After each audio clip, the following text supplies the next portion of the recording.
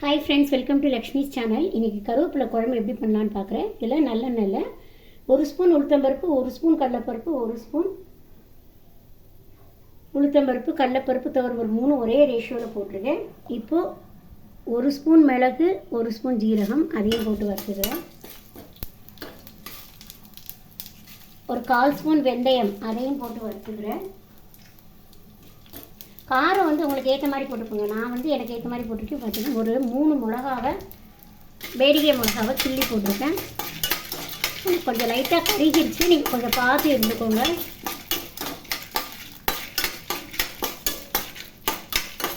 இரும்பு எரிப்பட்சத்தில் பண்ணிங்கன்னா இன்னும் நல்லது. நல்லெண்ணெய் விட்டு யூஸ் பண்ணிக்கோங்க.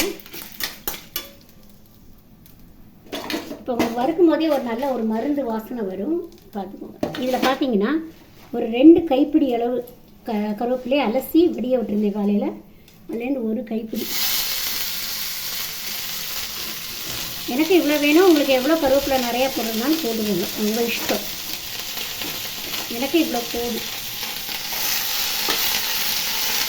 இதை போட்டோன்னா அடுப்பை ஆஃப் பண்ணிடுங்க. அந்த ஹீட்டில் அது வதங்கினா போதும் கருவேப்பிலை.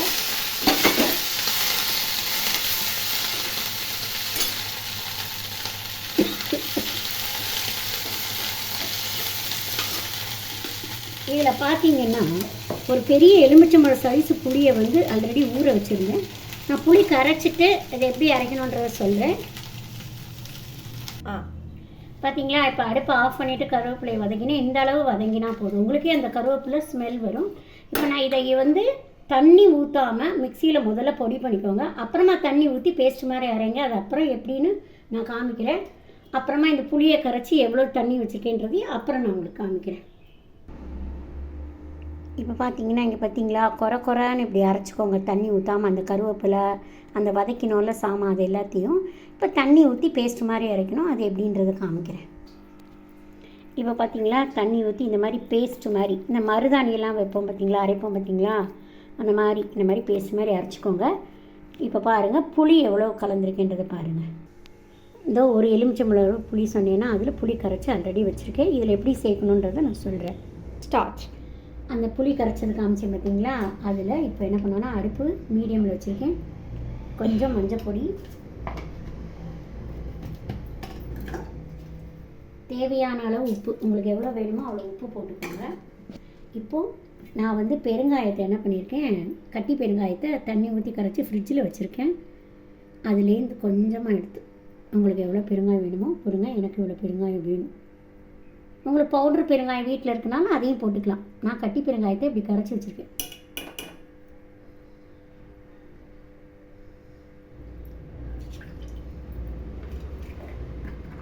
இப்போது இது லேசாக கொதிக்க ஆரம்பிக்கும் போது இந்த கருவேப்பிலை பேஸ்ட் இருக்குது பார்த்தீங்களா, அதை போட்டுடலாம்.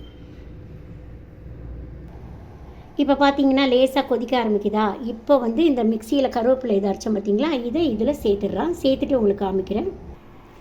இப்போ பார்த்தீங்கன்னா அந்த கருவேப்பிலையும் இதில் சேர்த்துட்டு மிக்சியில் கொஞ்சமாக தண்ணி ஊற்றி அலசி கொடுத்தா போதும். ரொம்ப தண்ணி சேர்க்காதீங்க. அந்த கிரேவி போட்டுட்டு மிக்சியை லைட்டாக அலம்பி அந்த கொஞ்சமாக தண்ணி ஊற்றுங்க. ஏன்னா இந்த குழம்பு கொஞ்சம் கெட்டியாக இருந்தால் தான் நல்லாயிருக்கும். இதில் எல்லாமே போட்டாச்சு. இதில் நீங்கள் பண்ண வேண்டியது கடைசியில் குழம்புலாம் ஆணி முடிச்சப்புறம் கொஞ்சமாக கடுகு நல்லெண்ணெய் தாளித்து கொட்டுங்க போதும். ஏன்னா இதிலே பெருங்காயம் போட்டாச்சு, மிளகு, ஜீரகம், வெந்தயம் எல்லாமே போட்டதுனால கடுகு மட்டும் தாளித்து கொட்டினா போதும். இது லைட்டாக கொதித்து முடித்தோன்னே எப்படி இருக்குன்றதை நான் உங்களுக்கு காமிக்கிறேன். இப்போ பார்த்தீங்கன்னா ஒரு 5 நிமிஷம் கொதிச்சா போதுங்க. ரொம்ப கொதிக்க வேணாம். 3லேருந்து ஒரு 5 நிமிஷம் பார்த்தாலே தெரியும். உங்களுக்கு திக்காக வந்துடும், ஒரு மாதிரி எண்ணெய் பிரிஞ்சு வரும். இப்போ நான் ஆஃப் பண்ணிவிட்டு கடுகு தாளித்து கொட்டிடுறேன். இதை ட்ரை பண்ணி பாருங்கள். இது ரொம்ப உடம்புக்கு ஹெல்த்தியான குழம்புங்க. கருவேப்பிலை குழம்புன்றது ரொம்ப ஹெல்த்தி. நான் அடுப்பு ஆஃப் பண்ணிட்டேன். இந்த குழம்பு நீங்கள் தோசை, சப்பாத்தி, இட்லிக்கு தொட்டுக்கலாம். சாதத்தில் போட்டு பிசைஞ்சு சாப்பிட்லாம். குழந்தைங்க கருவேப்பிலை இப்போலாம் தூக்கி போட்டுறாங்க இல்லையா சாப்பாட்லேருந்து. இந்த மாதிரி நீங்கள் கொடுத்தீங்கன்னா பெரியவங்களும் சின்னவங்களுக்கு எல்லாத்துக்குமே ரொம்ப நல்லது. இந்த வீடியோ பாருங்கள், பிடிச்சா லைக் பண்ணுங்கள், என்னோடய சேனலை சப்ஸ்கிரைப் பண்ணுங்கள். Thank you friends.